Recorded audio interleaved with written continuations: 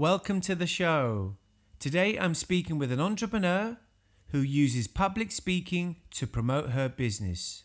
She will share her tips and techniques for beginners and more experienced public speakers. Thanks for listening. Hey there, you're listening to the David Murray Public Speaking Podcast. To find out more, you can visit me at davidallenmurray.com. Hello, thank you so much for joining today's show. I'm David Murray, and today it's very special because I'm out on location because I've got a very special guest to meet today. She's an entrepreneur, she runs her own business, she's a public speaking enthusiast. It's Cornelia Fernandes. Thank you, David. Thank you for inviting me. It's such a pleasure to be with you today. Thank you very much for joining me today. Now, today we're out on location because we're at a conference that you're visiting today, and you've kindly given me some of your time so that I can talk to you and share your word on the Public Speaking Podcast. So thank you very, very much for joining me. It's a pleasure, a real delight to be here. Thank you. So I think I'd like to ask you first of all is, what is it you do? David, I work in regenerative medicine, and I have an exciting product that actually regenerates the skin. It creates its own collagen. Wow, that's interesting. So tell us more about it. I work with a lot of doctors and dermatologists, and they're always keen to find new ways to regenerate the skin. The product acts as an impetus to kickstart the body's healing mechanism to start creating collagen.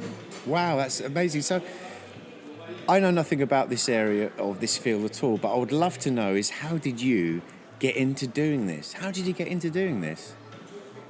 Well, that's interesting, but I've always been keen on regenerative medicine. I think this is a big area. It's very interesting. It's very exciting, and there's some amazing stuff going on in this industry. Firstly, for me, why this was so important was because, you know, we're living a long time now. We're going to live to be about 100. I think a lot of people are concerned about this because they don't want to live half their life looking old. So I think they're always looking for new ways of how they can do this in a way that will regenerate the skin and regenerate the body. And is that cosmetic surgery? Is it something else? What is that? It's not surgery. This is a non-invasive way of regenerating the skin. This is a very interesting, exciting area to be involved in. And I can really hear your passion when you talk about it. I've got to just ask, how long have you been doing this for? I've been researching the industry and product for at least 18 months, but I've been working solely in the industry for about 2 years now. Now, I know you are an experienced public speaker and you use public speaking very effectively in your business. Can you tell me a little bit about that? Yes, I'm very interested in public speaking, and for me, it's helped me on so many levels, so many layers. Firstly, because we deal with cutting-edge technology, I feel that it's very important to spread a very compelling message. I'm asked often to speak at conferences to a very select audience, and I felt that all the public speaking coaching that I've had has helped me enormously. So that has helped me a great deal. Oh, great. So if I can ask a question about that. So you mentioned public speaking coaching. So did you identify a need to develop your public speaking skills for your business? Oh, definitely. And how did that come about? Oh, definitely, because I felt powerless, actually, having a great product, working with a great product. It was so exciting, but I really felt that I needed to share that message with others, with an audience, with my audience, with a select audience, and really, you know, without the ability to communicate or articulate this, I felt my product wouldn't get the traction it needed. So public speaking was key to getting that message across. And that's interesting because it sounds like you've got a belief in a product, but you saw the need that if your public speaking, say, skills or attributes weren't at that level, then you weren't, in some respects, I guess, doing the product a service or Yes, absolutely. justification. You're absolutely right. I felt like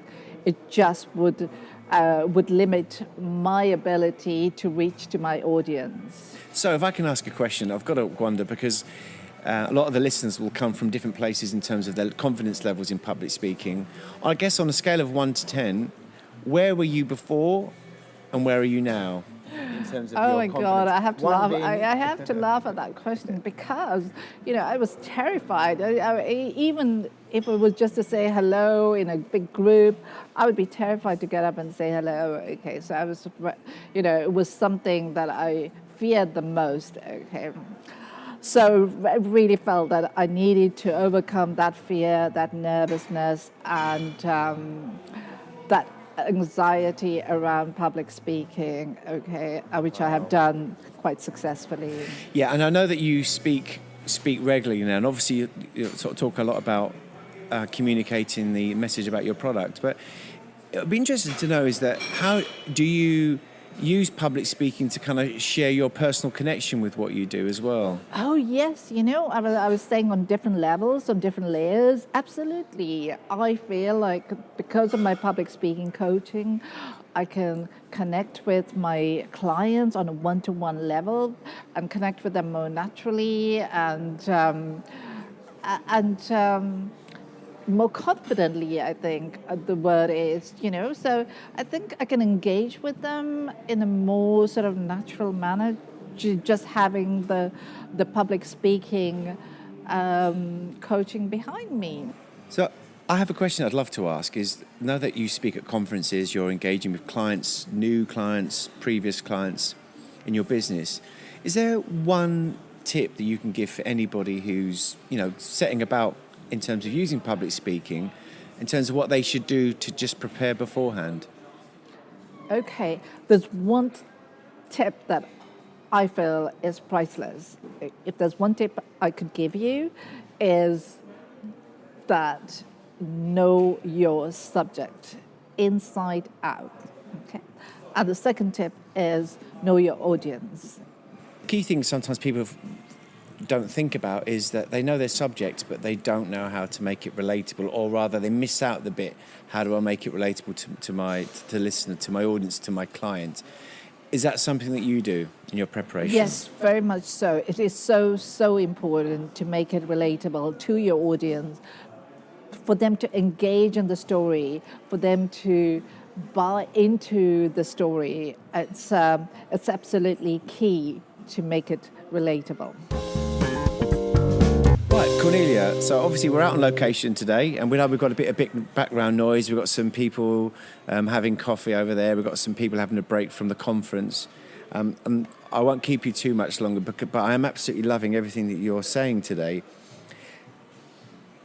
Have you got any advice for somebody who hasn't actually started public speaking yet? So, for example, we've got some business owners and entrepreneurs out there.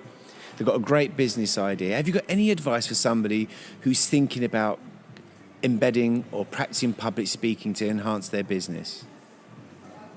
3 years ago, I absolutely feared public speaking, terrified of public speaking, and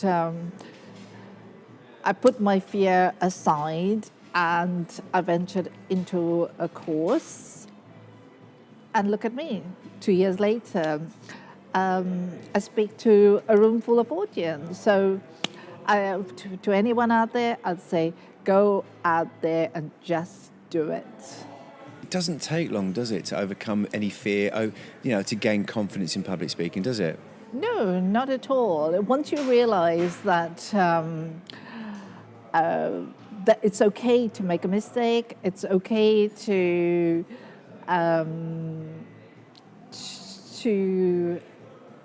be lost for words. All of that is okay.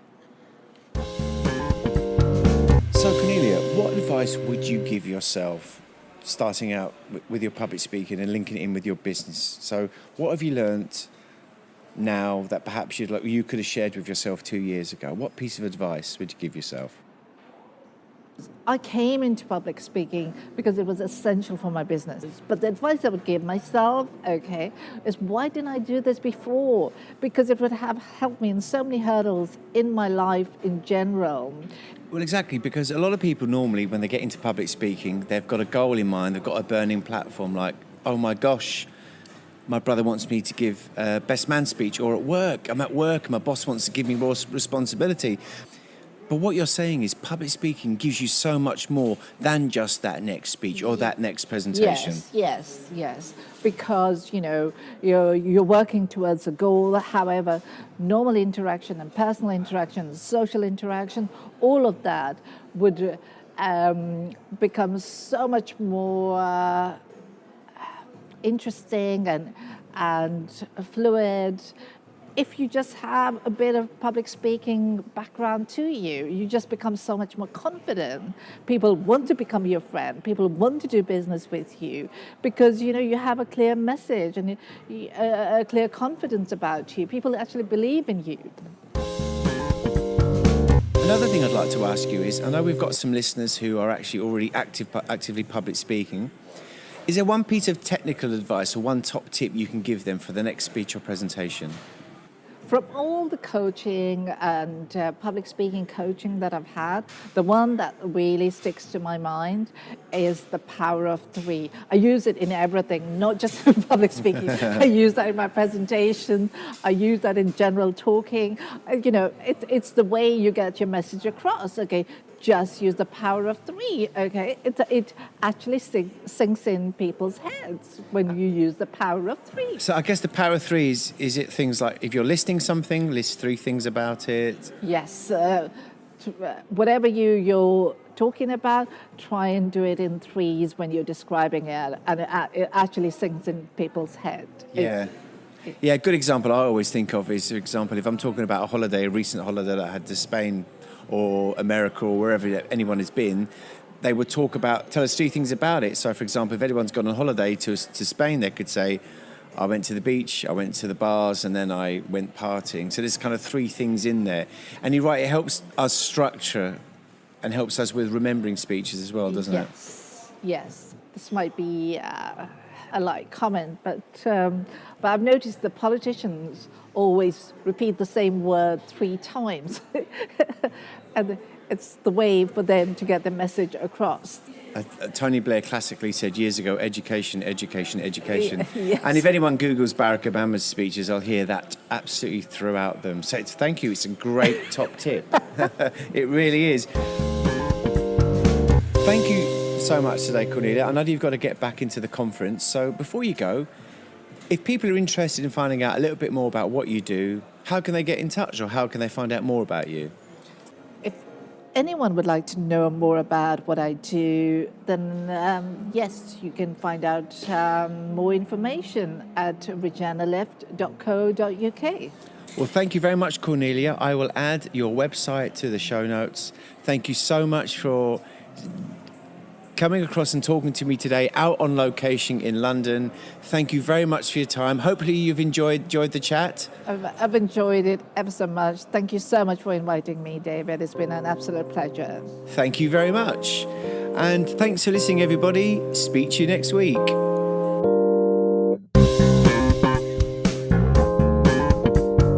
If you'd like to find out more, you can visit me at davidalamurray.com.